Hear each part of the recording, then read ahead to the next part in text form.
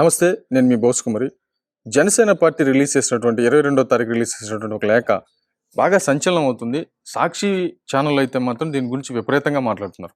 Plus వైసీపీకి సంబంధించినటువంటి నాయకులు అయితే మాత్రం ఇలాంటి లెటరు ప్రపంచంలో ఏ రాజకీయ పార్టీ కూడా రిలీజ్ చేయదని, జనసేన పార్టీకి మాత్రమే ఇది సాధ్యమని, అది పవన్ కళ్యాణ్ గారికి మాత్రమే సాధ్యమనేటువంటి కోణంలో అసలు చాలా అంటే చాలా భయంకరంగా మాట్లాడుతున్నారు.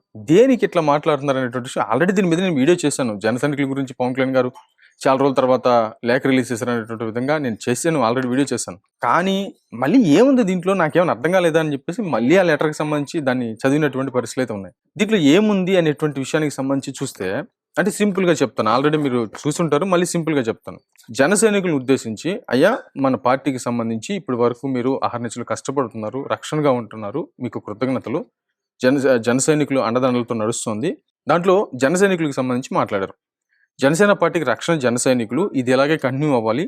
రాబోయేటువంటి రోజుల్లో వ్యక్తుల మధ్య ఘర్షణలు, ఆర్థిక లావాదేవీలు, మానసిక బలహీనతలు, వ్యక్తిగత కుల విభేదాలు, వీటన్నిటినీ కూడా కిరాయి వ్యక్తులు, అదేవిధంగా కిరాయి మాధ్యమాలు, అంటే ఇప్పుడు ఏర్పడ్డాయి కదా యూట్యూబ్ ఛానల్స్, లేకపోతే కొన్ని ఛానల్స్ అన్ని కూడా యూట్యూబ్ ఛానల్స్ ఓన్లీ ప్రత్యేకంగా జనసేన పార్టీని దెబ్బ కొట్టడానికి మాత్రమే ఏర్పడినటువంటి కొన్ని సన్నాసి ఛానల్స్ ఉన్నాయి. ఇవన్నీ కూడా జనసేన పార్టీని టార్గెట్ చేయడానికి ఈ అంశాలని ప్రధానంగా చేసుకుని అటాక్ చేయబోతున్నారు. ప్లస్ ఇంకోటి ఏంటంటే ఈ వివాహేతర సంబంధాలకు సంబంధించినటువంటి రచన కూడా జనసేన పార్టీని నెత్తిన రుద్దేటువంటి ప్రయత్నం చేస్తున్నారు. ఈ వీడియో లాస్ట్ లో నేను చాలా అంటే చాలా భయంకరమైనటువంటి విషయాన్ని చెప్పబోతున్నాను. ఇకపోతే అసలు ఎందుకు ఇది జరుగుతోంది, జనసేన పార్టీని దెబ్బ కొట్టేటువంటి ప్రయత్నం మీకు తెలియదా? నేను ఇప్పటికీ ఎలక్షన్స్ అయిపోయిన దగ్గర నుంచి నేను వీడియో సరిగ్గా పెట్టకపోతున్నా కూడా అడపా పెడుతున్నటువంటి వీడియోలో కూడా పదే చెప్తుంది ఏంటంటే జనసేన పార్టీ మాత్రమే ప్రధానమైన టార్గెట్ ఈ రాష్ట్రంలో. జనసేన పార్టీ మాత్రమే రాజకీయాలను నిర్దేశించగలదు. కాబట్టి జనసేన పార్టీని తొక్కేయటానికి, లేకుండా చేయడానికి అందరూ కుట్ర పన్నుతారు.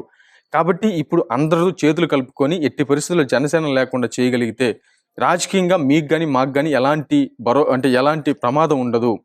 ప్లస్ జగన్మోహన్ రెడ్డి గారి భవిష్యత్తుకు కానీ, లోకేష్ గారి భవిష్యత్తుకు కానీ ఎలాంటి ఆటంకాలు ఉండవు జనసేన పార్టీ లేకపోతే. ఇది ప్రధానమైంది. కాబట్టి జనసేన పార్టీ జన సైనికులు తెలివిగా వ్యవహరిస్తూ ముందుకు వెళ్ళాలి. కాబట్టి జనసేన పార్టీ అనేది ఖచ్చితంగా ఉండాలి. దాన్ని దెబ్బ కొట్టడానికి మాత్రమే ఈ రకమైనటువంటి విధానాలు జరుగుతున్నాయి. అంటే ఈ కులాలకు సంబంధించినటువంటి ఘర్షణలు కావచ్చు, అంటే జనసేనకు సంబంధించినటువంటి వ్యక్తులు ఎవరెవరైతే ఉన్నారో వీళ్ళలో ఏ అంశాలు దొరుకుతాయి అంటే ఇప్పుడు 20 మంది ఎమ్మెల్యేలు అనుకుంటే 20 మంది ఎమ్మెల్యేలకి టీములు పెట్టేస్తున్నారు. టీములు పెట్టేసి ఏ చిన్న లోపం జరిగినా కూడా దాన్ని విపరీతంగా పబ్లిష్ చేసేటువంటి ప్రయత్నం. ఇక పవన్ కళ్యాణ్ గారిని టార్గెట్ చేస్తూ కొన్ని ఛానల్స్. కాబట్టి ఈ ఛానల్స్ అన్ని పని కూడా ఇదే. ఓన్లీ జనసేన టార్గెట్, టీడీపీ కాదు, ఓన్లీ జనసేన టార్గెట్ మాత్రమే. 99% జనసేన, ఓన్లీ 1% మాత్రమే టీడీపీని చేసుకుంటూ వెళ్తారు. దీంట్లో కూటమికి సంబంధించి ఖచ్చితంగా తెలుగుదేశానికి సంబంధించినటువంటి వ్యవహారాలు కూడా ఉంటాయి. ఇది ఖచ్చితంగా గుర్తుపెట్టుకోండి. బట్ ఇది మా పోరాటం జనసేనకు ఆపాలంటే ఆపకూడదు. ఖచ్చితంగా పోరాటం చేస్తూనే ముందుకు వెళ్ళాలి. జనసేనానికి సహకరిస్తూనే ముందుకు వెళ్తేనే ఇది సాధ్యమవుతుంది. దీంట్లో అందరూ మర్చిపోతున్నటువంటి విషయం ఏంటంటే పవన్ కళ్యాణ్ గారు మౌనంగా ఉండటం. పవన్ కళ్యాణ్ గారు మౌనంగా ఉంటున్నారు కదా అని చెప్పేసి విపరీతంగా వ్యవహరిస్తున్నటువంటి తీరైతే ఉంది.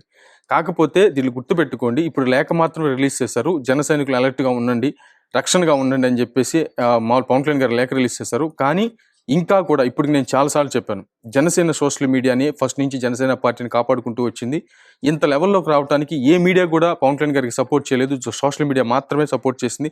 సోషల్ మీడియా మాత్రమే ముందుకు వచ్చింది. కొన్ని లక్షలాది మంది స్వచ్ఛందంగా చేస్తేనే జనసేన పార్టీ ఈ లెవెల్లోకి వచ్చింది అనేటువంటి విషయం చాలాసార్లు చెప్పాను. కాబట్టి సోషల్ మీడియా అనేది చాలా అంటే చాలా ఇంపార్టెంట్ జనసేన పార్టీకి. ఆ సోషల్ మీడియాని అశ్రద్ధ చేసినటువంటి పరిస్థితులు కనపడుతున్నాయి అనేది నా గట్టి నమ్మకం. ఎందుకనంటే చాలా మంది కూడా మాట్లాడటానికి భయపడేటువంటి స్థితికి వెళ్ళిపోయారు. అంటే కూటమికి ప్రాబ్లం జరిగితే జరగకూడదు అనేటువంటి దృఢ నిశ్చయంతో పవన్ కళ్యాణ్ గారు ముందుకు వెళ్తున్నారు. మంచి పనే. జనసైనికులు ఏదన్నా తెలిసి మాట్లాడతారో అని భయం అయి కావచ్చు. కాబట్టి ఈ లాజిక్ని కంపల్సరీ గుర్తుపెట్టుకోవాలి. ఇంకోటి భయంకరమైనటువంటి విషయం నేను లాస్ట్లో చెప్తానన్నటువంటి విషయం ఏంటంటే బాగా వేరే ఛానల్స్లో ఫేమస్ అయినటువంటి జర్నలిస్టులు, ప్లస్ అమ్మాయిలు, అబ్బాయిలు, ప్లస్ పెద్దవాళ్ళు, ఆడవాళ్ళు, మగవాళ్ళు అందరూ కూడా వేరే ఛానల్స్లో పనిచేస్తారు, మెయిన్ స్ట్రీమ్ మీడియాలో పనిచేస్తారు. కానీ వాళ్ళకి separate YouTube channels, separate social media ఉంటుంది. ప్లస్ కొంతమంది మేము అసలు ఇట్లా అమ్మాయి మాట్లాడుతుంటే అబ్బాయి మాట్లాడుతున్నాం, అమ్మో వీళ్ళు చాలా గ్రేటు, ఇప్పుడు దాకా చాలా మంచి జర్నలిస్టులు అని చెప్పేసిన వాళ్ళు కూడా ఇప్పుడు జనసేన పార్టీని దెబ్బ కొట్టడానికి బల్క్గా అమ్ముడుపోయారు. ఇది మాత్రం ఖచ్చితంగా వాస్తవం. వాళ్ళు ఎవరు ఏంటి అనేటువంటి విషయానికి సంబంధించి ఇంకా 2 సంవత్సరాలు 3 సంవత్సరాలు ఉంది, మనం చర్చించుకుందాం. అంటే ఈ రోజు ఎవరైనా జనసేన పార్టీకి సంబంధించి నెగిటివ్గా మాట్లాడుతున్నారు, ఇంతకుముందు ఎప్పుడు మాట్లాడరు, కానీ ఇప్పుడు సడన్గా మాట్లాడతారు. ఇంకో కొంతమంది మాట్లాడతారు. ఇలాగ చాలా మంది కూడా ఏ జర్నలిస్ట్ అంటే ఏ పుట్టలో ఏ పాముందో తెలియదు అన్నట్లుగా ఇప్పుడు అసలు మన ఊహకే అందదు. ఒక రకంగా చెప్పండి, అలాంటి జర్నలిస్టులను కూడా కొనేశారు. కొంతమందిని వీళ్ళందరూ కూడా జనసేన పార్టీ మీద వ్యతిరేకంగా మాట్లాడబోతున్నారు.